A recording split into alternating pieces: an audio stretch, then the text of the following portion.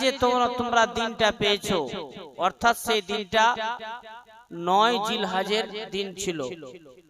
একজন ইহুদি হযরত উমর রাদিয়াল্লাহু তাআলা আনহুকে বলছেন, উমর, আজকে যে তোমরা এই দিনটা পেয়েছো 9 জিলহজ, এই দিনটা যদি আমরা পেতাম তাহলে খুব খুশি হতাম, আনন্দ মানাতাম, জশ্ন মানাতাম,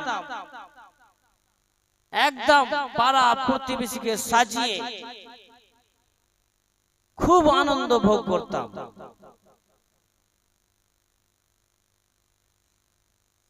তোমার রাদিয়াল্লাহু তাআলা আনহু সেই ইহুদিকে জিজ্ঞেস করলেন, কেন?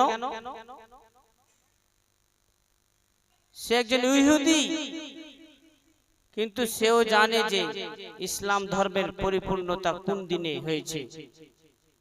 ইহুদি হযরত উমর রাদিয়াল্লাহু তাআলা আনহুকে বলছেন, উমর, তোমাদের উপরে যে আয়াতটা নাযিল হয়েছে সে আয়াতটা কি?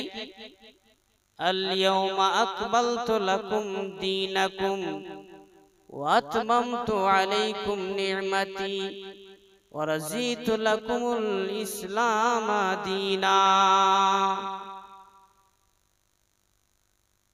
এই আয়াতের মানে হচ্ছে আল্লাহ তাআলা ইসলাম দ্বীনকে পরিপূর্ণ করে দিলেন।